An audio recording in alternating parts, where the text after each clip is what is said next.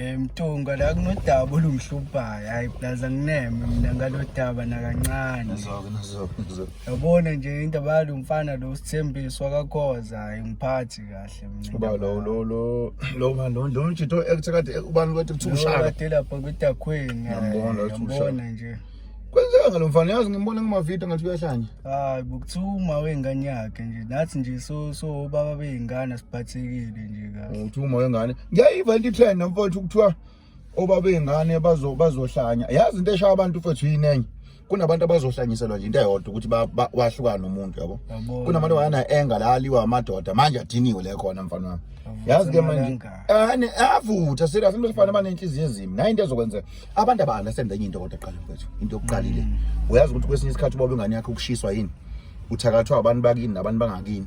ngesikhathi bembone letho plastic bengane mfethu letho ukudla kwengane badinwa abathakathi yabo bese bayathakathi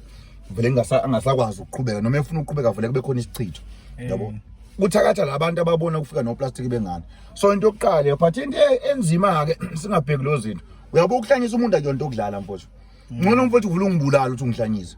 yabo wecabanga kade uhlanya ukumla uhamba unqungu kade umuntu right unezinto zakho kodwa manje sovuqa sohlanya wecabanga lo muntu celebration la mfowethu sebenga abantu abazo lo mbhemu ukuthi uneyinkinga njena kulula ke mfowethu nayi solution lento le hambani boma bengane niyohlanyisa obaba bengane beni ubaba wengane masehlanya mina ngifuna eze kumina uyabo right masehlanya bayakwazi abantu oshabeni kaSikhuni bayakwazi kakhumala abantu oshabeni la kulashwa khona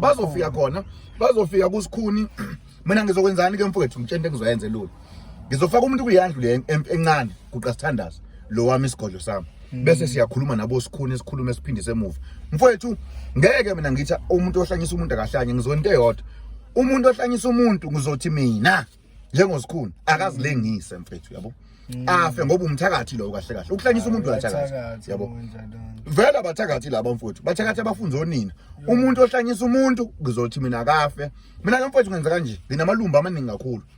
nginelumbo nje melindi ukuthi ungene emanzini ugeza wageza uyashona bagcina ukuyishawa bese uyashona nginelumbo mina mfethu lokuthi uzilengise engikwazi ukuluganje ngithatha inkungu ngiyilungise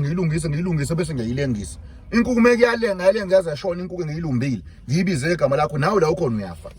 yabo so kulungile amadoda awahlanye kodwa kuzothi kuhlanya amadoda kufoma bengane kuhlanya amadoda kufoma bengane nalo kade ekhaphile enyangeni ihamba naye ngoba bayakhaphana orwabishi lapha kade ekhapheni yana enyangeni yohlanyisa wengane yomuntu ngizofa nobabili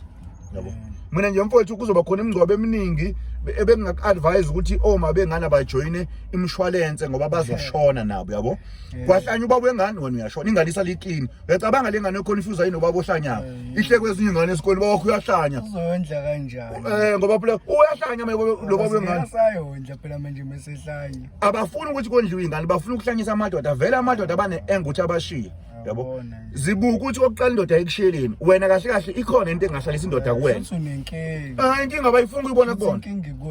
lapha indaba hayi mfowethu into ezokwenzekile mina nje mfowethu kunelumba elinzima uyabona kufana ukuthi mfowethu mina ngikutshela mina njobe ngilapha ndoda ngihambe kakhulu umhlaba mina kunelumba engilaziyo lokuthi mangabe nje ngifika kini ngithi kunomuntu onithakathayo kini nithi baba sesihlushwe umthakathi isikhathi esidimnyama emngaka ngiyamcupha lo mthakathi mnafe bayazi abantu kunenqwaba yobantu abashayiswe imoto ubaba abashayiswe imoto abanye zabagaya edolobheni yabo becushwe yimina zabagaya imoto abanye abagaya ama-truck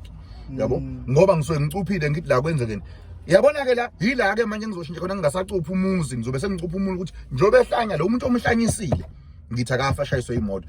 futhi into ezokwenzeka mfowethu ezoba nzima kakhulu nje engifuna ukisho bazongcwaba abantu ngoba le abantu besifana mfowethu bayathakatha mfowethu yazi kusho mina ngiyinyanga bayathakatha abantu besifazane mfowethu abantu besifana abasabi ukuthi umuntu akafe yabo indaba ukuhlanyisa into engalutho leyo ngongitshela ngabantu abakwazi ukukhipha isisi umuntu engingane engcobethu uzosabani ukubulala wena lo muntu yabo ungathemba umuntu oba kuma period izinsuku eziwu7 aphuma igazi 7 days umbulali velo 7 days uphuma igazi awufi ngoba banga na7 days ungaphila phela ungaphila kanje uphuma igazi 7 days hayi vele abantu mfowethu ba strong yabo uNkulunkulu mfowethu makho umuntu esifana wakhe into estrong kakhulu siyabonga check out sebeyasiphazamisa khona abafika la siyabonga bafethu